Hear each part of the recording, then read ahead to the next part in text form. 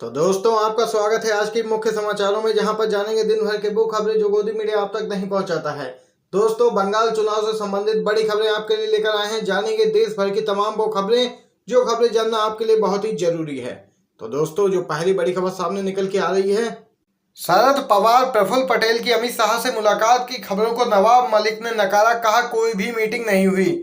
राष्ट्रवादी Congress party प्रमुख शरद पवार और प्रफुल्ल पटेल की गुजरात में केंद्रीय गृह मंत्री अमित शाह से कथित मुलाकात की खबरों को एनसीपी नेता नवाब मलिक ने सिरे से खारिज कर दिया है। उन्होंने कहा कि बीजेपी का सोशल मीडिया प्लेटफॉर्म लगातार अफवाह फैला रहा है। शरद पवार और प्रफुल्ल पटेल जयपुर से सीधे मुंबई आए हैं।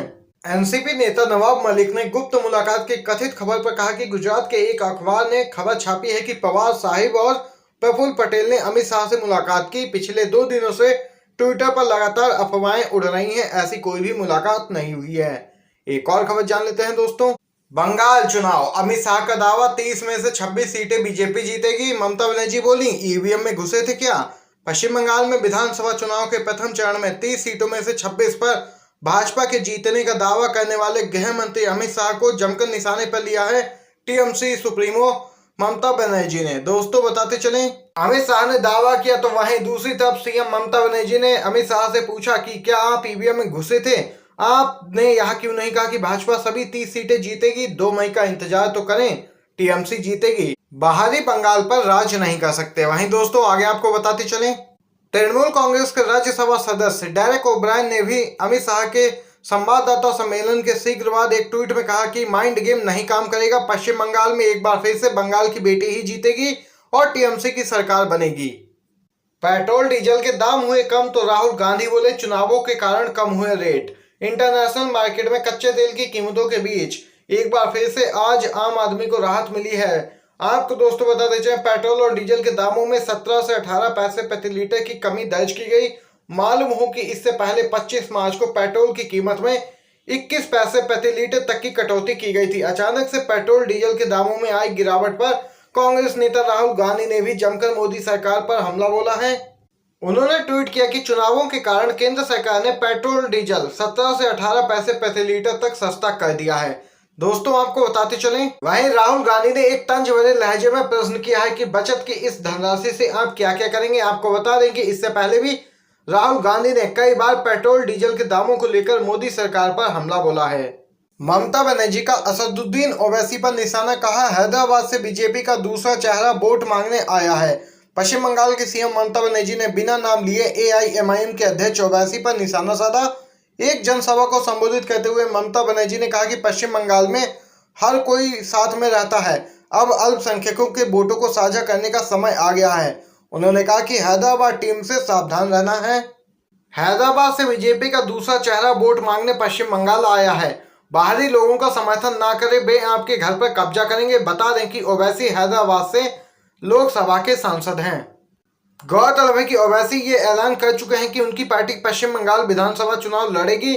अभी तक सीटों की संख्या या नाम का ऐलान फिलहाल तो नहीं किया गया है। ध्यान रहे कि ओवैसी ने चुनाव लड़ने का ऐलान उस दिन किया था जब चौथे चरण के नामांकन की आखिरी तारीख थी। यानी ओवैसी बाकी 4 चरणों के लिए अपने उम्मीदवार पश्चिम बंगाल विधानसभा चुनाव के लिए उतार सकते हैं। दोस्तों एक और खबर जान लेते हैं।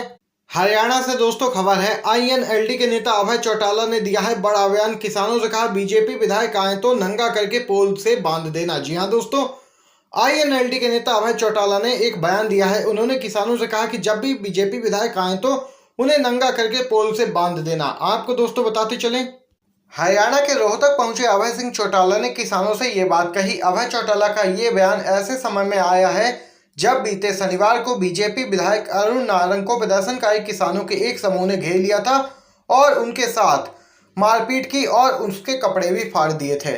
और इसके साथ ही किसानों ने बीजेपी विधायक की गाड़ी पर कालिख भी पोत दी थी। गौरतलब है कि अभय चौटाला तीनों नए कृषि कानूनों के खिलाफ हैं। कृषि कानूनों का विरोध करते हुए उन्होंने इसी साल 11 जनवरी को अपनी विधानसभा सदस्यता से इस्तीफा दे दिया था। दोस्तों आपको बताते चलें, अभय चौटाला हरियाणा के उप मुख्यमंत्री और जननायक जनता पार्टी के अध्यक्ष दुष्यंत चौटाला के चाचा हैं। हरियाणा में जेजेपी और बीजेपी गठबंधन की सरकार है इस समय, देख सकते हैं। बड़ी खबर है। एक और खबर जानते हैं।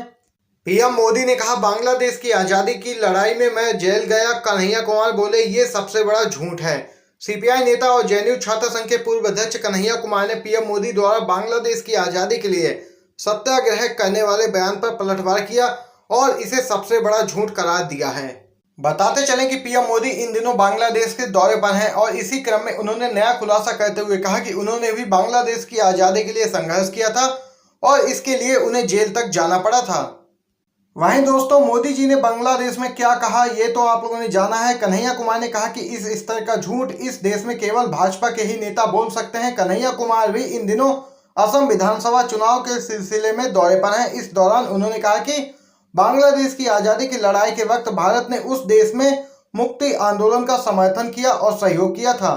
ऐसे में सवाल उठता है कि मोदी ने सत्याग्रह क्यों किया, कहां किया, उन्हें जेल की सलाखों के पीछे किसने ढकेल दिया, भारत सरकार ने या फिर पाकिस्तान की सरकार ने।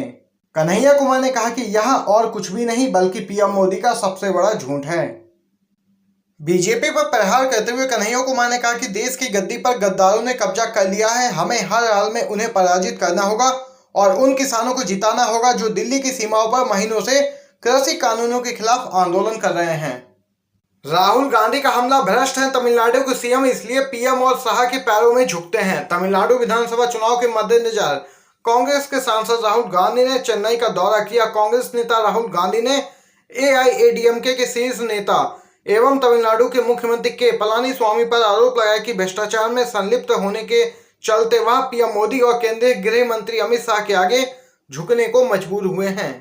दोस्तों राज्य में 6 अप्रैल को होने जा रहे विधानसभा चुनाव के लिए यहां एक जनसभा को संबोधित करते हुए राहुल गांधी ने दावा किया कि उन्होंने देखा है कि प्रधानमंत्री मोदी तमिलनाडु के मुख्यमंत्री को नियंत्रित कर रहे हैं और उन्हें चुपचाप उनके चरण स्पर्श करने के लिए मजबूर किया गया।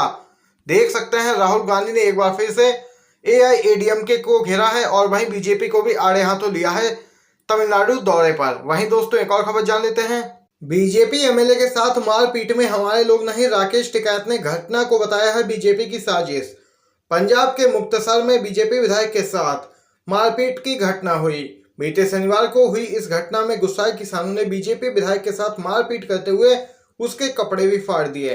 वहीं अब इस घटना पर भारतीय किसान यूनियन के राष्ट्रीय प्रवक्ता राकेश टिकैत ने सफाई दी है।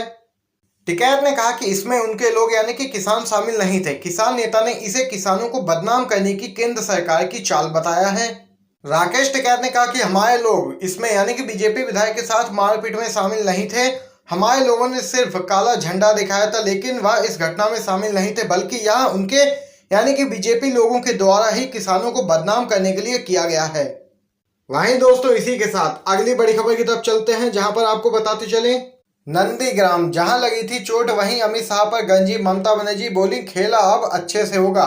जी हां दोस्तों आपको बताते चले पश्चिम बंगाल की सीएम ममता बनर्जी बीते रविवार को नंदीग्राम में चुनाव प्रचार करने पहुंची। यहां उन्होंने बिना नाम लिए शुभेंदु अधिकारी और उनके पिता पर निशाना साधा। ममता ने कहा कि बाप बेटी की मदद के बिना नंदीग्राम आंदोलन के दौरान पुलिस नहीं घुस पाती। इस दौरान उन्होंने गृह मंत्री अमित शाह पर भी हमला बोला।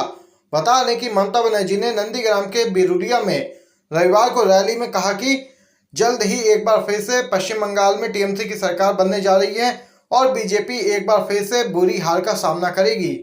दोस्तों आज की सभी बड़ी खबरें आप तक पहुंचाई हैं HRI न्यूज के माध्यम से। अगर आपको ये वीडियो पसंद आया हो तो वीडियो को लाइक कीजिएगा, चैनल को सब्सक्राइब करके घंटी के आइकन को जरूर दबाइएगा